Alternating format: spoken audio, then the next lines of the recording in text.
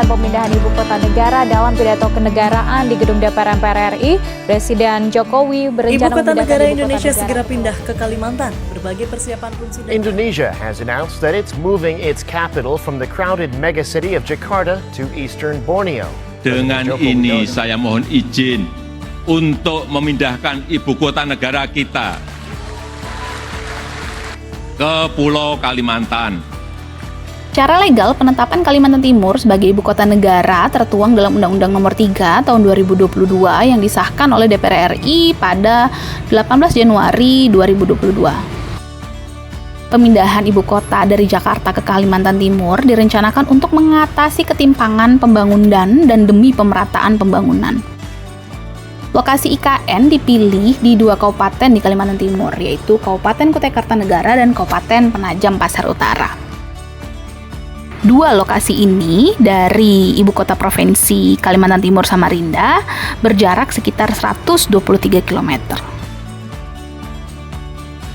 Lahirnya Undang-Undang IKN ini sebenarnya menuai berbagai reaksi di lapisan masyarakat. Salah satu alasannya adalah karena pendeknya pembahasan tentang regulasi ini hanya 43 hari.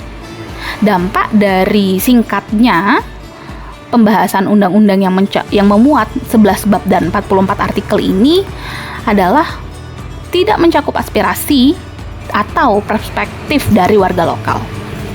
Sehingga situasi lokal yang timbul adalah adanya kekhawatiran bagi masyarakat adat di wilayah ibu kota negara tersebut.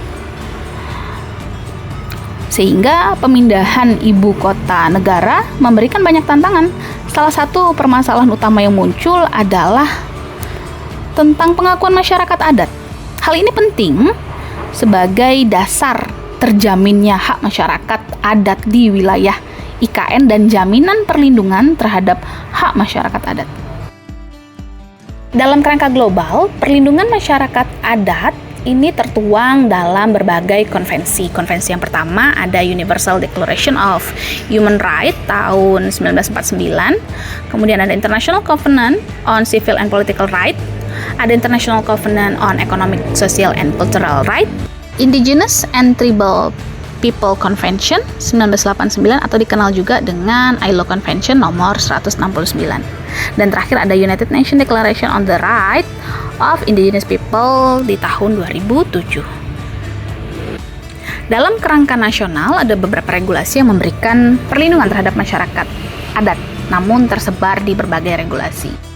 Yang pertama di konstitusi ada di pasal 18B ayat 2 dan pasal 28I ayat 3. Undang-Undang 560 tentang pokok agraria, Undang-Undang Nomor 39 Tahun 99 tentang hak asasi manusia, Undang-Undang 41 Tahun 99 tentang kehutanan, Undang-Undang 23 Tahun 2014 tentang pemerintah daerah, dan Peraturan Pemerintah Dalam Negeri Nomor 52 Tahun 2014 tentang pedoman pengakuan dan perlindungan masyarakat hukum adat. Di tataran daerah sebenarnya sudah ada regulasi daerah yang mengatur tentang masyarakat adat tertuang dalam Peraturan Daerah Kalimantan Timur Nomor 1 Tahun 2015 tentang pedoman pengakuan dan perlindungan masyarakat hukum adat di Kalimantan Timur. Namun sayangnya dengan adanya Undang-Undang IKN di pasal 42 menyebutkan bahwa keberlakuan undang-undang ini menjadikan tidak berlakunya peraturan perundang-undangan yang mengatur mengenai pemerintah daerah. Hal ini lantas memberikan dampak bahwa tidak ada pengaturan maupun pengakuan terhadap masyarakat adat di wilayah IKN. Padahal, fakta mengenai masyarakat adat di wilayah IKN ini nyata. Salah satunya adalah suku Balik. Suku Balik merupakan salah satu suku yang ada di Kalimantan Timur yang tinggal di beberapa wilayah yang sekarang menjadi ibu kota Nusantara. Mereka tersebar di Desa Pemaluan, Desa Bumi Harapan, dan di Kelurahan Sepaku.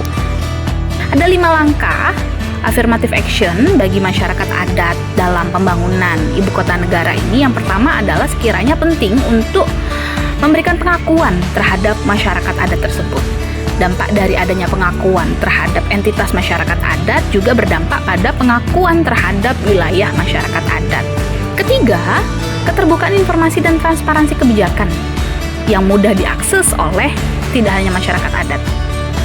Juga turut sertanya partisipasi masyarakat adat dalam kebijakan ibu kota negara. Yang kelima, implementasi perlindungan hak masyarakat adat. Kebijakan perlindungan hak masyarakat adat tidak cukup jika berhenti pada perumusan kebijakan semata. Namun, kebijakan perlindungan secara konkret diimplementasikan secara penuh.